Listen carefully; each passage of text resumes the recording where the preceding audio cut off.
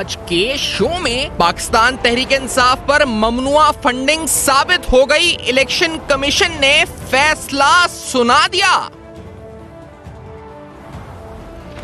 Political parties rules की शिक 6 के तहत तहरीक इंसाफ को फंड्स जब्त करने का शो कॉज नोटिस जारी। इमरान खान ने बतौर चेयरमैन इलेक्शन कमीशन में मिस डिक्लेरेशन जमा कराया, सर्टिफिकेट गलत साबित।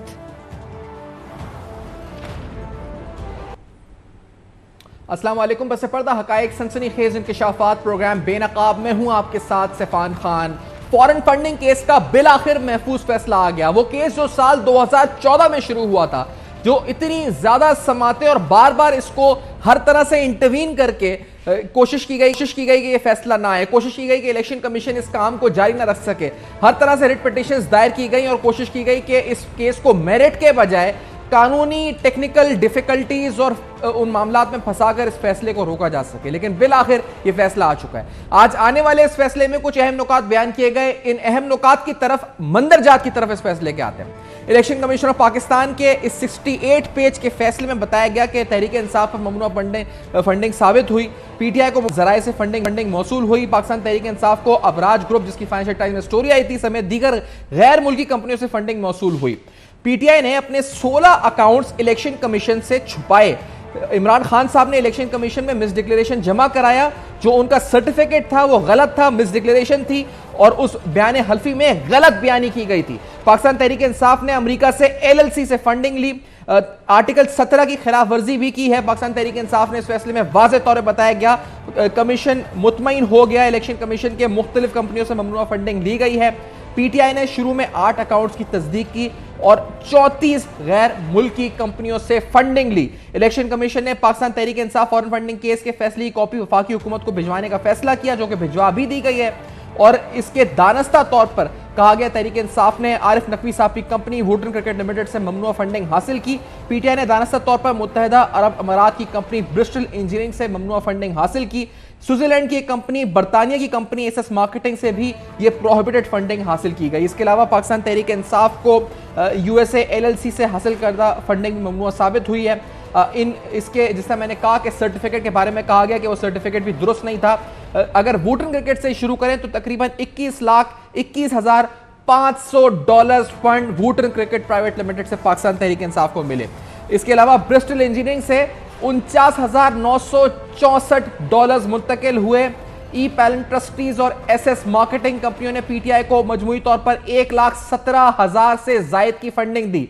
यूके से मिलने वाले 7,92,000 पाउंड, पीटीआई कनाडा से 35,81,186, ऑस्ट्रेलियन कंपनी से अनवर ब्रादर से मिलने वाले 6,79,000 पाउंड भी ममनुआ करार पाए। इलेक्शन कमीशन ने फैसले में कहा कि पीटीआई ने सिर्फ 8 अकाउंट जाहिर किए। जिन अकाउंट से लाताल्फी जाहिर की गई थी वो पीटीआई की सीनियर क़यादत चला रही थी। जिन पीटीआई ने अपनी क़यादत के ज़ेर इंतज़ाम चलने वाले मजमूई तौर पर 16 अकाउंट्स छुपाए। अकाउंट जाहिर ना करना पाकिस्तान तहरीक इंसाफ की जानिब से आर्टिकल 17 क्लॉज 3 की खिलाफ वर्जी बताई गई। और ये तमाम डिटेल साल 2008 से 2013 तक के दरमियान इमरान खान साहब के जमा कराए गए, जो इस वक्त पीटीआई के सर्टिफिकेट्स हैं, उनकी बुनियाद पर सामने आई हैं। ममनुआ फंडिंग पॉलिटिकल पार्टीज ऑर्डर 2002 की शिक 6 के सब क्लॉज 3 के जुमरे में आता है और पॉलिटिकल पार्टीज रूल्स की शिक 6 के तहत तहरीक इंसाफ को फंड जब्त करने का शो कॉज नोटिस भी जारी होता है। इस पूरी सूरत हाल में इस फैसले के बाद शायद अब्बासी साहब ने आके कुछ तनकीद की। पहले उन्होंने क्या कहा, लेट्स हियर दिस। ये जो सारा मामला है ये सिर्फ 2014 तक है, उससे आगे का नहीं है। 2014 के बाद क्या है वो भी एक दिन पाकिस्तान के अवाम के सामने आएगा। ये मामला जो अकबर एस बाबर साहब ने रिकॉर्ड दिया, जो कंप्लेंट की, सिर्फ 2014 तक है। आज 2022 है। इसके बीच में जमात 4 साल हुक्मरान भी रही है। क्या करती रही है? जो जब हुक्मरान नहीं थी तो ये काम करती रही है, जो आज जिसकी एक सतही तौर पर अवाम के सामने आया है। हकायक जब तफ्तीश होगी इससे बहुत बड़े हकायक निकलेंगे।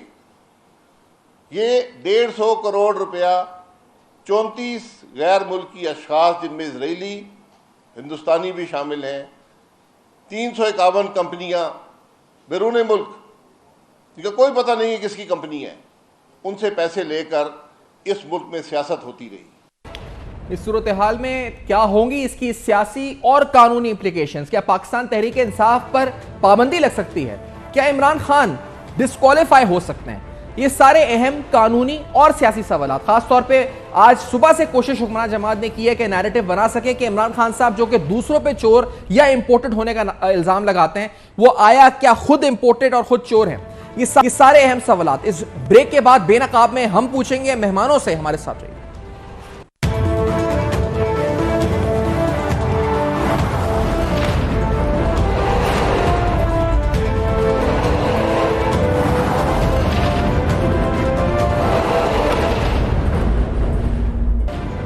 Welcome back. आप देख रहे हैं बेनकाब, और बेनकाब में तफसीलन फॉरेन फंडिंग केस, ममनुआ फंडिंग आया साबित हुई तो पाकिस्तान तहरीक इंसाफ के फंड्स कॉन्फिस्केट होंगे, वफाकी हुकूमत इससे आगे बढ़ सकती। बहुत सारे अहम सवाल आते हैं। ज़ैगम खान साहब सीनियर साफी साथ मौजूद हैं। ज़ैगम खान साहब, क्या ये एक वीक जजमेंट है? बहुत से तजनिगार ये भी कह रहे हैं कि अगर फंड्स साबित हो गए थे कि प्रोहिबिटेड सोर्सेज से थे, तो फिर ये फंड्स कॉन्फिस्केट हुए क्यों नहीं? सिर्फ शो कॉज नोटिस क्यों जारी हो गया, और इस सिलसिले में मामले को मजीद सब्सिक्वेंट हियरिंग्स की तरफ क्यों छोड़ दिया गया? ज़ैगम साहब, देखिए, जो ड्यू प्रोसेस ऑफ लॉ है उसको इलेक्शन कमीशन फॉलो करना चाहता है। जब उसने 8 साल लगा लिए, इतना टाइम लगा लिया, तो अब वो ज़ाहिर रश नहीं करना चाहता। अब एक तरह का फैसला उसने कर दिया, फ़र्द जो आयद कर दी, ये कह दिया कि आपने ममनुआ फंडिंग ली, और हर तरह की ममनुआ फंडिंग, यानी कानून की किताब में जो पैसे लेना मना है वो तमाम पैसे लिए गए, और जिस तरीके से उसको रिपोर्ट करना लाजिम है उस तरीके से रिपोर्ट नहीं किया गया। ये बात तो उन्होंने इस्टेब्लिश कर ली। अब इसकी जो सज़ा है, जो एक सज़ा ये बनती है कि वो पैसे कन्फिस्केट हों, तो उसके प्रोसेस का उन्होंने आगाज़ कर दिया। उन्होंने उसके लिए शो काज नोटिस भेज दिया, उसके बाद पार्टी जवाब देगी और इलेक्शन कमीशन कहेगा कि ये पैसे आप जमा कराएं। इसके अलावा कोई रास्ता लग नहीं रहा। दूसरी बात उन्होंने ये की कि गवर्नमेंट को ये केस फॉरवर्ड कर दी। अब गवर्नमेंट का काम है कि इसको आगे लेकर जाए। गवर्नमेंट अब इसको सुप्रीम कोर्ट में ले जा सकती है। दूसरा रूट जो ले सकती है गवर्नमेंट, वो ये देख सकती है कि इसके अंदर कौन कौन से सिविल केस बन रहे हैं और कौन कौन से क्रिमिनल केस बन रहे हैं, क्योंकि जिस तरीके से पैसे आ रहे हैं, जहां से आ रहे हैं, उसमें जो गलत बयानियां हैं, जिस तरीके से रखे जा रहे हैं, उसमें बदनवानी के भी केस हैं, फ्रॉड के केस हैं, एम्बेजलमेंट के केस हैं। जिन लोगों के इंडिविजुअल्स ने अपने अकाउंट बनाए और रिपोर्ट नहीं किए, उनके भी केस बनते हैं, एम्बेजलमेंट के भी, फ्रॉड के भी बनते हैं, उसके साथ उनके टैक्स एविजन के भी बनते हैं और टैक्स को रिपोर्ट ना करने के भी बनते हैं। इससे एक पूरा पेंडोरा बॉक्स अब खुल गया है। आप यूँ समझिए कि ये फैसला जो है वो इस केस का एक नुक्ता-ए आगाज है, मुश्किलात का, कानूनी मुश्किलात का एक नुक्ता-ए आगाज है। सही, लेकिन आपको लगता है, क्योंकि आप कह रहे हैं कानूनी मुश्किलात, तो सब में बड़ी जो कानूनी मुश्किल क्या हो सकती है? 62 आर्टिकल 62 का रेफरेंस जा सकता है, 62(1)(f) के तहत डिस्क्वालिफिकेशन का मामला छिड़ सकता है, और इस सूरत में ज़ैगम साहब ये बताएं कि ये फिर, क्योंकि डिस्क्वालिफिकेशन पे भी जो रूल ऑफ लॉ है वो कंसिस्टेंट नहीं रहा है। नवाज शरीफ साहब का केस है, फिर ख्वाजा आसिफ साहब का केस है, जिसमें फैसला रिवर्स हो जाता है कि कहा जाता है कि इमटेरियल अगर ऐसे ओमिशंस हैं जिसका कोई मिसडिक्लेरेशन के बात उसकी इस पर आर्टिकल 62(f) नहीं लग सकता, उस पर ख्वाजा आसिफ का मामला रिवर्स हो जाता है।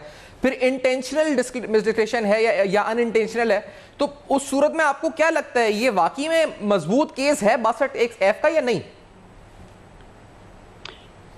देखिए, प्रॉब्लम ये है कि पाकिस्तान में जिस तरीके से नज़रिया ज़रूरत को इस्तेमाल किया गया है, उसकी वजह से जो कानून की एप्लीकेशन है वो यकसा नहीं रही।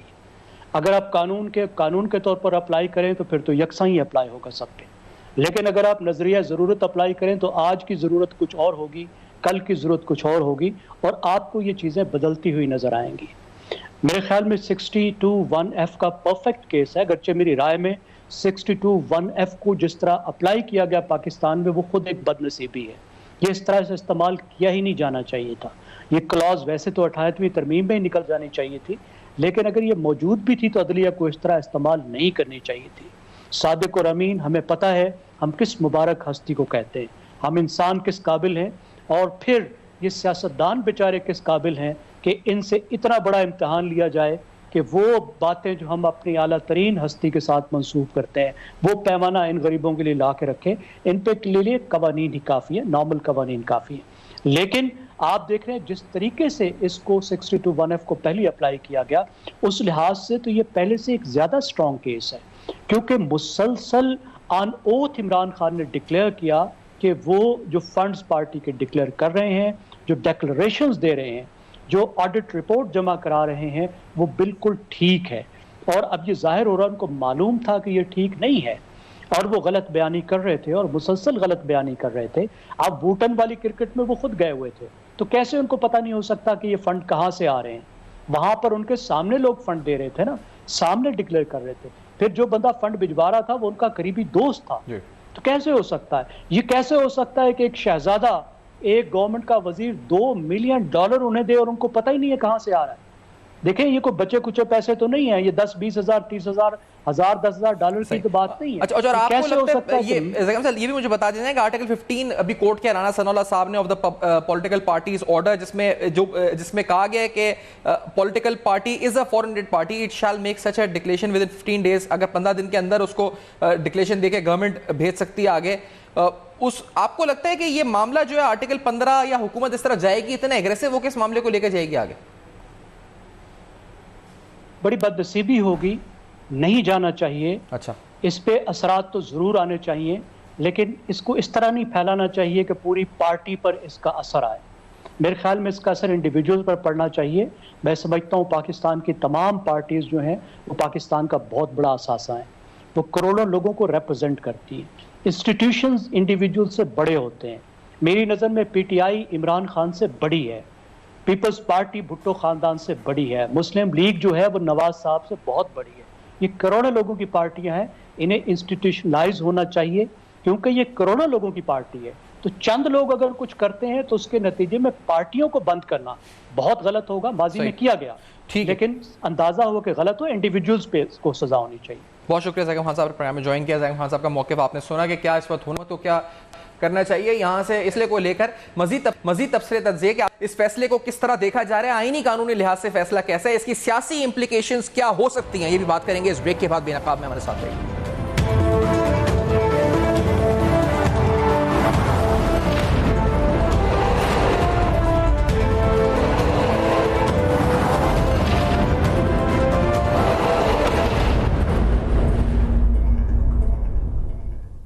Welcome back. आप देख रहे हैं बेनकाब में तफसीलन आज इलेक्शन कमीशन ऑफ पाकिस्तान की जानिब से जारी होने वाला फैसला फॉरेन फंडिंग केस के हवाले से पाकिस्तान तहरीक इंसाफ पे ममनुआ फंडिंग साबित हुई।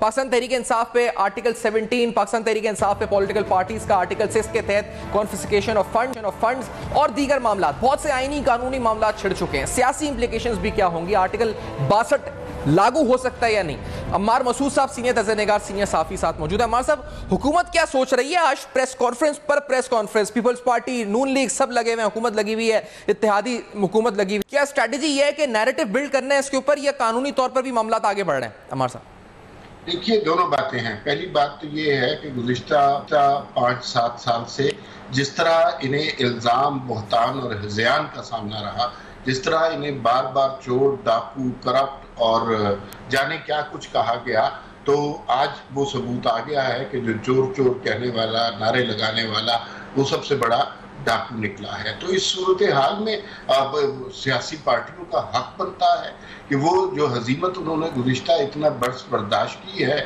वो उसके मुकाबले में जो सच है, जो हकीकत है, उसको आवाम तक पहुंचाए। बहुत ज़्यादा कसूर इमरान खान साहब के नरेटिव और इमरान खान साहब की शख्सियत को बिल्ड करने में हमारे इलेक्ट्रॉनिक मीडिया का भी रहा है। उन्होंने मुसलसल एक बात इतनी दफ़ा दोहराई है कि जिसका नतीजा ये निकला कि बहुत सारे लोग ये समझने लगे कि इमरान खान वाकई इस कौम के मसीहा हैं और वाकई उनसे ज़्यादा सच्चा आदमी कोई नहीं है और वाकई वो रियासत मदीना बनाना चाहते हैं। अब सूरत हाल बहुत मुख्तलिफ हो गई है। इलेक्शन कमीशन का जो फैसला आया है वो हकायक के ऊपर मबनी है और ये हकायक किसी जज्बाती रद्द अमल का नतीजा नहीं है। इसके लिए 4 साल इन्वेस्टिगेशन हुई है। इसमें IB, FPR और जाने कौन कौन नैब और जाने कौन कौन से इदारे थे जिन्होंने मुकम्मल तहकीक करने के बाद ये एक फैसला जारी किया है। इसके अगर 68 सफ़ात अगर आप नहीं पढ़ सकते तो चंद इसके बुनियादी नकात मैं आपको बता देता हूं जो लोगों को ये समझना ज़रूरी है। पहली बात तो ये है, क्या इमरान खान ने फॉरेन फंडिंग ली है?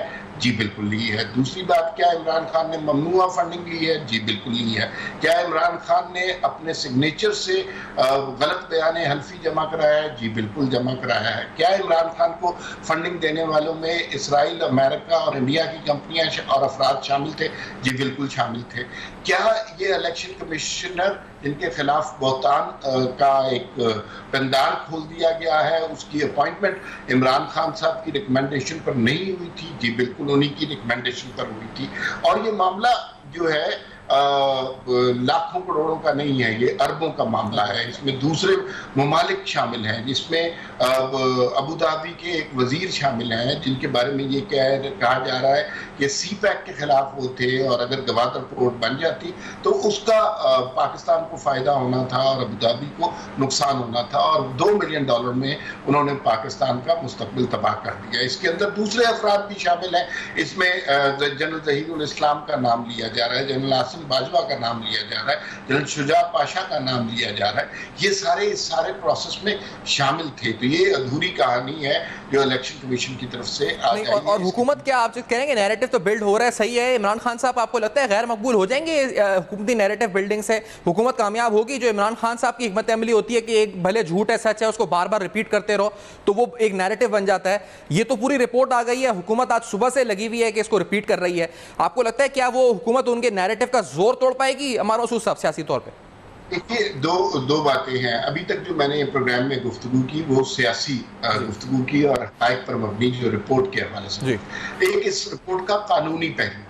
ये रिपोर्ट आज जैसे कि उसमें रिकमेंडेशन की गई है कि ये अब वफाकी काबीना के पास जाएगी, वफाकी काबीना इस पर रेफरेंस बनाएगी और वो सुप्रीम कोर्ट में पेश किया जाएगा। और हमें तवक्को रखनी चाहिए कि वो इस दफ़ा सुप्रीम कोर्ट का लार्जर बैंक या फुल कोर्ट जो सुनेगा, उसके अंदर ये फैसले होंगे। लोग जो कुछ कह रहे हैं कि इलेक्शन कमीशन ने सजा नहीं दी और इलेक्शन कमीशन ने ताए हाथ नाअहल नहीं कर दिया, ये इलेक्शन कमीशन का काम नहीं है। इलेक्शन कमीशन ने सिर्फ ये जो है हक़ाइक़ को बयान करना था। दूसरी बात यह, हुकूमत ने आज आपने वफाकी वज़ीर कानून ताड़र साहब की गुफ्तगू सुनी होगी। उन्होंने कहा जी कि हम इस पे काम करना हमने फौरी तौर पर शुरू कर दिया है। 15 दिन का ये प्रोसेस होता है, लेकिन अगले 24 घंटे में हम हुकूमत को कुछ ना कुछ आवाम को कुछ ना कुछ डिटेल ज़रूर बताएंगे। तो दोनों तरफ से काम हो रहा है। एक तरफ नैरेटिव बिल्डिंग के हवाले से काम हो रहा है, दूसरी तरफ कानूनी तौर पर। आप कह रहे हैं काबीना के अंदर जाएगा मार साहब, तो ये आपको ये आर्टिकल 62 के तहत इमरान खान साहब की डिस्क्वालिफिकेशन का मामला है या आर्टिकल 15 पॉलिटिकल पार्टीज ऑर्डर का, उसके तहत पार्टी पर भी पाबंदी लगाने का मामला है, या सिर्फ फंड्स की कॉन्फिस्केशन का मामला है? क्या या तमाम चीजों की तरफ बढ़ेगी? क्या पता और भी मुकदमा नए वैब के भी निकाल लेगी हुकूमत इसमें? आपको क्या लगता है बड़ा कॉम्प्रिहेंसिव तरीके से लीगली डील किया जाएगा इसे? जी, इसमें देखिए, इसका डायरेक्ट कंपैरिजन उन मुकदमात से आता है जो साबिक वज़ीर आज़म नवाज शरीफ साहब के ऊपर किए गए थे और उनके ऊपर एक JIT बनाई गई थी, एक मॉनिटरिंग जज लगाया गया था और रोज़ाना की बुनियाद पर समाअत हुई। तो पहली बात तो ये है कि ये फैसला 8 साल क्यों अटका रहा, इसके हवाले से लोग सवाल उठा रहे हैं। दूसरी बात ये है कि अब ये सुप्रीम कोर्ट में डेफिनेटली जाएगा और वहाँ पर इसका फैसला होगा। और ये नैरेटिव बिल्डिंग जो है ना, ये एक काम है। दूसरा काम जो है वो आगे कानूनी तौर पे होगा। उसमें जो मामला उठ रहे हैं कि अगर आप एक वज़ीर आज़म को सिर्फ अकामा की बुनियाद पर या अपने बेटे से तनख्वाह ना लेने की बुनियाद पर 2-2.5 लाख रुपया जो बनता है, उसकी बुनियाद पर 3 दफ़ा के वज़ीर आज़म को उठाकर बाहर फेंक देते हैं। नून लीग के बहुत सारे मेंबरान असम्बली थे जिनके ऊपर 10,000 रुपया, 20,000 रुपया, 50,000 रुपये का इल्ज़ाम लगाकर उन्हें कहा गया सादिक और अमीन नहीं रहे। उन्होंने उनको सियासत से ना एक टर्म के लिए ना अहल करार दिया गया। तो ये मामला तो करोड़ों रुपए का है और ये मामला आपको ये पता होना चाहिए कि ये सिर्फ 4-5 साल का डेटा है। ये डेटा सिर्फ 2008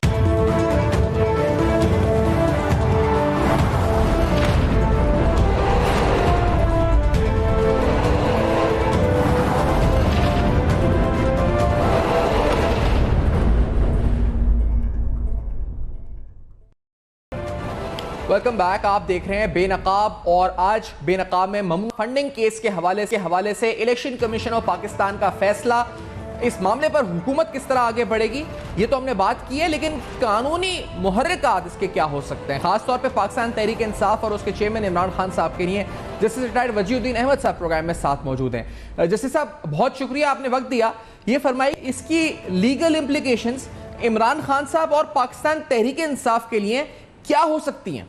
देखें, जो ये फॉरेन फंडिंग होती है वो बताते खुद तो कोई बुरी चीज नहीं है, लेकिन उसमें कुछ फॉरेन फंडिंग जो है वो कानून के मुताबिक नहीं होती, उसकी इजाजत नहीं होती।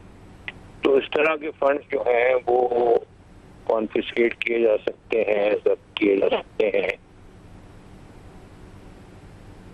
सही। और इसके अलावा आपको लगता है कि क्योंकि कहा यह गया कि इमरान खान साहब ने जो फॉर्म 1 सबमिट किया है, वो फॉर्म 1 जो था वो मिसडिक्लेरेशन थी, जो बार बार वो करते रहे साल 2008 से 13 तक, क्या इस बुनियाद पे वो आर्टिकल 62(1)(f) के तहत डिस्क्वालीफाई भी हो सकते हैं? जैसे सर देखें, वो तो बात की बातें हैं। सबसे पहले तो ये है कि कमीशन का फैसला जो है वो हतमी नौयत उस वक्त हासिल करता है जबकि वो सुप्रीम कोर्ट से अप्रूव हो जाए। फिर दूसरा ये है कि जहाँ तक के फॉरेन फंडिंग का ताल्लुक है उसके बारे में तो वाज़ेह प्रोविजन मौजूद है इलेक्शंस एक्ट में कि इस तरह की फंडिंग अगर तो आइडेंटिफाई भी हो जाए तो उसकी कॉन्फिस्केशन हो सकती है, तो बाकी सरकार उसको जब्त किया जा सकता है। अब उसके मजीद क्या इम्प्लीकेशंस निकलते हैं वो तो पाकिस्तान की तारीख में ये पहला केस है, तो वो देखना पड़ेगा कि 62, 63 का मामला बनता है या नहीं बनता, और उसके लिए जो मारूजी हालात हैं वो भी देखने होंगे। लेकिन बुनियादी बात जो है वो ये है कि कॉन्स्टिट्यूशन जो हमारे पाकिस्तान का है उसमें फंडामेंटल राइट्स की सुप्रीमेसी है, प्रायोरिटी है। अब उसमें ये है कि जो भी अफराद हों या जो भी इदारे हों उन सारों के साथ इक्वल ट्रीटमेंट की पाबंदी होती है, ये एक फंडामेंटल राइट है। तो अगर तो पीटीआई के बारे में इस तरह की कोई इंक्वायरी हुई है, इस तरह की कोई इन्वेस्टिगेशन हुई है, तो दीगर पार्टियों के मामला भी पेंडिंग में हैं, उनके मुतालिक भी ये है कि पेशरफ्त होनी चाहिए और वहाँ भी कोई नताइज सामने आने चाहिए। तो ये ज़रूरी है, ये फंडामेंटल गारंटीज में से है कॉन्स्टिट्यूशन की कि जो भी लोग हों या जो भी इदारे हों उनके साथ इक्वल ट्रीटमेंट रिक्वायरमेंट है कॉन्स्टिट्यूशन। ठीक है, बहुत बहुत शुक्रिया आपने प्रोग्राम में ज्वाइन किया। जैसे वजीउद्दीन साहब की गुफ्तगू आपने सुनी। नाज़रीन, आईन और कानून के लिहाज से क्या हो सकती हैं? एहतशाम अमीरुद्दीन भी प्रोग्राम में साथ मौजूद हैं, सीनियर साफ़ी हैं, एंकर पर्सन हैं, साथ साथ कानूनदान भी हैं। एहतशाम साहब, बहुत शुक्रिया आपने वक्त दिया, प्रोग्राम में ज्वाइन किया। ये बताएं कि आपको क्या लगता है, क्या कानूनी मुहर्रिकात हैं इसके आज इस फैसले के बाद, क्या इमरान खान साहब का मुस्तकबिल उस पर भी तलवार लटकने लगी है? क्या वो भी डिस्क्वालीफाई हो सकते हैं नवाज शरीफ साहब की तरह? देखिए, अभी तो जो फॉरेन फंडिंग का फैसला गया केस का, उसमें सिर्फ एक ही बात कही गई और वो ये है कि शो कॉज नोटिस सर्व किया गया पाकिस्तान तहरीक इंसाफ को, और उनसे शो कॉज नोटिस में पूछा गया है कि क्यों ना कि ममनुआ फंडिंग जिसका रिकॉर्ड हमारे सामने आया है इसको बहक सरकार जब्त कर लिया जी। इस हद तक वो फैसला है। अब 3 चीजें डिस्कस हो रही थी। एक तो ये कि ये जो फंडिंग है इसको कॉन्फिस्केट कर लिया जाएगा, दूसरा ये कि पाकिस्तान तहरीक इंसाफ डिसॉल्व हो सकती है, बैन हो सकती है, तीसरा ये कि वो जो डिक्लेरेशन है चेयरमैन के तौर पे पाकिस्तान तहरीक इंसाफ की तरफ से इमरान खान साहब की, जिसमें उन्होंने कहा है कि ये डिक्लेरेशन जो भी हम दे रहे हैं अपना रिकॉर्ड वगैरह फंड्स का, बिल्कुल ठीक है, वो गलत साबित हुई है तो 62(1)(f) अट्रैक्ट हो सकता है। तो जहाँ तक इस हुकूमत का ताल्लुक है, मेरे ख्याल में अभी तक का जो माहौल है और अभी तक के जो इनके बयानात हैं और अभी तक के जो स्टेटमेंट्स हैं उससे तो यही लग रहा है कि वो तीनों रेमेडीज को वेल करने की कोशिश करेंगे। पहली ये कि वो फंड्स कॉन्फिस्केट किए जाएं, दूसरा ये कि पाकिस्तान तहरीक इंसाफ को डिसॉल्व कराया जाए, और तीसरा ये कि 62(1)(f) का इतलाक करवाया जाए इमरान खान साहब के ऊपर। लेकिन ये अब एक अलहदा बहस है कि तीनों चीजें हो सकती हैं नहीं हो सकती। अच्छा, आपको क्या लगता है एहतशाम साहब, क्या ये जो फैसला है ये बजाते खुद एक अनडिस्प्यूटेड एविडेंस के तौर पर इस्तेमाल सुप्रीम कोर्ट कर सकता है? मजीद इसको जिस तरह अगर रेफरेंस गवर्नमेंट मूव करती है, आर्टिकल 62 का रेफरेंस हो, या फिर इस पर बैन करने का पॉलिटिकल पार्टीज ऑर्डर के तहत और रेफरेंस हो, तो या फिर असर नौ तहक़ीक़ात इस सिलसिले की होंगी? नहीं, मेरे ख्याल में जाहिर बात है ये इस फैसले के खिलाफ जब प्रोसीडिंग जाएगी सुप्रीम कोर्ट में तो इस फैसले को सामने रखा जाएगा और जो भी रिकॉर्ड अवेलेबल है इलेक्शन कमीशन के पास, जो भी एविडेंस है उसको भी सामने रखा जाएगा। ये असर 9 184(3) में सो मोटो में तो सुप्रीम कोर्ट इसको नहीं देखेगी। तो ये अनडिस्प्यूटेड एविडेंस के तौर पे यूज होगा या नहीं है एहतशाम साहब? अनडिस्प्यूटेड के तौर पे तो यूज होगा या नहीं होगा ये तो कोई हतमी नहीं है, क्योंकि किसी भी चीज को सुप्रीम कोर्ट या हायर कोर्ट कोई भी रद्द कर सकता है। लेकिन यह है कि जो भी रिकॉर्ड है, जो भी एविडेंस है, वो सुप्रीम कोर्ट कंसिडर तो करेगा। और सुप्रीम कोर्ट के सामने जो भी इलेक्शन कमीशन ऑफ पाकिस्तान की स्क्रूटनी कमेटी की रिपोर्ट है, जिसको अब हिस्सा बनाया गया इस फैसले का और उस तमाम रिपोर्ट का जिक्र किया गया, वो सामने जाएगी और वो तमाम रिकॉर्ड सुप्रीम कोर्ट के पास अवेलेबल हो। ठीक है, तो आपको क्या लगता है एहतशाम साहब, एक बात और कही जा रही है सवाल के, अगर एक ख्वाजा आसिफ साहब का केस भी है जिसका हवाला दिया जा रहा है और दूसरा नवाज शरीफ साहब का केस है, अगर दोनों को सामने रखा जाए तो क्या जो जिसे कहा जाए रूल ऑफ लॉ वो कंसिस्टेंट रहा है इस पूरी सूरत हाल के अंदर, या उसमें भी एक इनकंसिस्टेंसी नजर आई है, स्टैंडर्ड चेंज होते हुए नजर आए हैं? तो उस बुनियाद पर यह कहना कि इमरान खान साहब डिस्क्वालीफाई होंगे या नहीं, आपकी तवक्कुआत क्या है? कोई कंसिस्टेंसी नहीं है सीफान। और मियां नवाज शरीफ साहब का जब केस हुआ था, फैसला आया था, तो एक अलग ही नई जूरिस्प्रूडेंस सामने आई थी। और फिर ख्वाजा आसिफ साहब के जब फैसला आया तो लीनियंट व्यू लिया गया। फिर जहांगीर तरीन साहब का फैसला आया तो उसको बैलेंसिंग एक्ट के तौर पे देखा गया। और मैं एक वकील की हैसियत से समझता हूँ कि 62(1)(f) वैसे ही जो जिस तरह से मियां नवाज शरीफ के केस में उसकी तशरीह की गई और उसका इतलाक किया गया है, वो बुनियादी हकूक जो है आइन में ही दर्ज है, वो तशरीह उससे मुतसादिम है। क्योंकि आप देखें कि एक आदमी जो कि कत्ल जैसे जुर्म का मुर्तकिब होता है या रेप का भी मुर्तकिब होता है या तौहीन अदालत का भी मुर्तकिब होता है, तो उसकी मैक्सिमम जो टर्म ऑफ डिस्क्वालिफिकेशन है एज अ पॉलिटिशियन वो 5 साल है। अगर कोई नैब की कन्विक्शन है तो उसकी जो डिस्क्वालिफिकेशन है वो 10 साल है। यहाँ पर 62(1)(f) जो कि बड़ा एक उसका वाइड स्पेक्ट्रम है, सादिक और अमीन। और मैं तो ये समझता हूँ कि हम में से कौन परफेक्ट है, और एक ही सादिक और अमीन थे और वो हमारे नबी पाक हजरत मोहम्मद सल्लल्लाहु अलैहि वसल्लम थे। अब वहां से आपने वो एक टर्म उठाई और उसका इतलाक आप यहाँ पर लोगों पे करें और फिर आप ताहयात नाअहल कर दें उन लोगों को, तो ये बिल्कुल जो आईनी बुनियादी हकूक हैं उनके तकाजों से मुतसादिम है। और मैं नहीं समझता कि ये होना चाहिए। और मैं तब भी ये कहा था जब मियां नवाज शरीफ का केस चला था और फैसला आया था कि ये फैसला दुरुस्त नहीं है। और अगर इमरान खान को भी इसी तरफ इसी चीज का इतलाक इमरान खान पर भी करती है मौजूदा हुकूमत या सुप्रीम कोर्ट में लेकर जाती है, तो यानी कि एक तरह से वो मियां नवाज शरीफ की जो मियां नवाज शरीफ साहब का जो फैसला है या उनकी जो नाअहली है उसको इंडोर्स कर रही है। ठीक, तो ये PMLN को भी सोच लेना चाहिए कि उन्होंने उसको अंडू करवाना है या इमरान खान को भी ताहयात नाअहल डिक्लेयर करवा के मियां नवाज शरीफ की नाअहली पर मोहर सब्त करनी। बहुत बहुत शुक्रिया एहतशाम साहब, प्रोग्राम में आपने ज्वाइन किया और अपनी कानूनी राय दी। आपने जस्टिस वजूद्दीन साहब और एहतशाम साहब की गुफ्तगू सुनी। नाज़रीन कि आइनी और कानूनी इम्प्लिक्स फैसले के क्या हो सकते हैं, आपका फीडबैक मौसूल होगा। सियासी तौर पर, कानूनी तौर पर आज इलेक्शन कमीशन ऑफ पाकिस्तान के फैसले और उसकी इंप्लीकेशंस को समझने की कोशिश करिए। फीडबैक फेसबुक, ईमेल्स और ट्विटर पर जरूर दीजिएगा। देखते रहेगा, अब तक अपना बहुत ख्याल रखिए।